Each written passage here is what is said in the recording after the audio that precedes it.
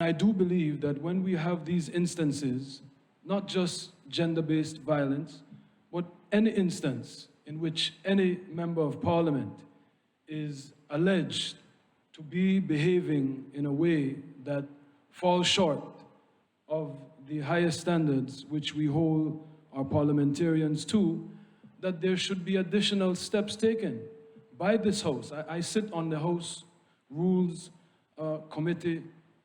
I believe that there should be a House Select Committee chaired by Madam Speaker, and we should look into these allegations, similar to when a person faces a criminal prosecution and they may be victorious, but there can be a civil liability. So I do believe, in keeping with the Code of Conduct, that we should go further than just this pronouncement, but put teeth into holding members of this House accountable.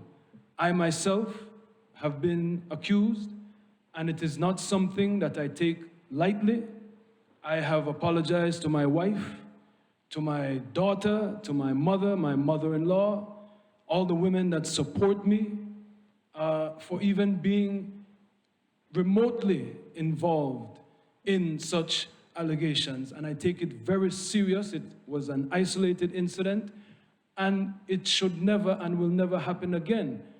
And even in those isolated incidents, I would like that there be a procedure in the House where, if not GVB, but any type of allegation of misbehavior, inappropriate conduct, that we go further than if the criminal courts decide that they will not pursue it, that the House convenes a special select committee to look into these matters. Let me be emphatically clear that, in my view, bringing this motion to the National Assembly is absolutely the right thing to do at the right time.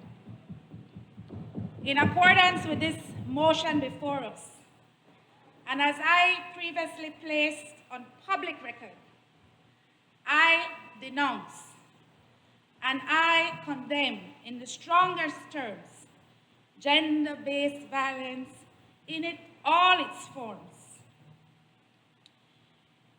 Madam Speaker, as a crime and a violation of human rights, we cannot continue not to bring this matter into the national discourse.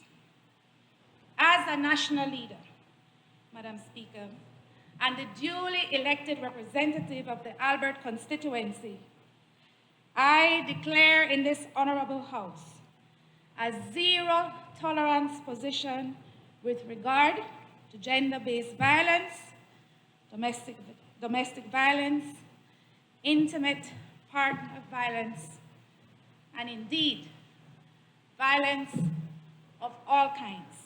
How do we intend to effect real change?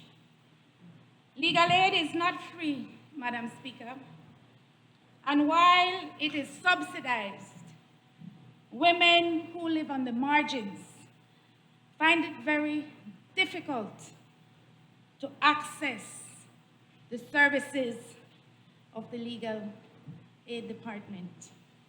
Counseling units, Madam Speaker, must be established countrywide, specifically to support victims of gender-based violence. And more importantly, must be made available 24/7 hours a day.